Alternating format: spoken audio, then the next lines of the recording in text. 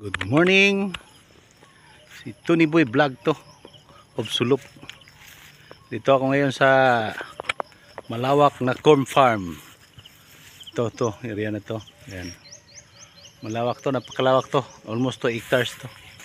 Harbisin na to bukas. Ayan o, mga puso niya. Ayan. Laya. Ibig sabihin, haharbisin na siya. Bukas harbisin to. Lawak to. Almost 2 hectares ito. 2 hectares. Kuha ako ng anagon. Hanggang doon to. Dulo. Hanggang dulo pa to. Ayan. Mainit. Kaya hindi ako gaano hindi ko nga makita yung cellphone ko.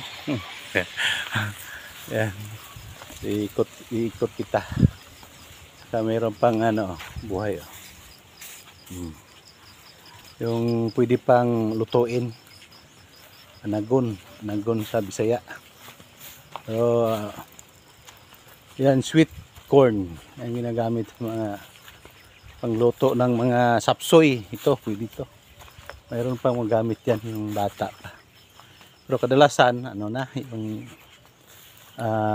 yung tigas na siya, yung butil niya. Kaya ang na lang siya, pang luto. Saka harbisin na kasi to.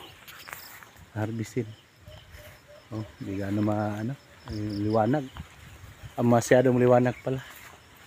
Kaya masilaw.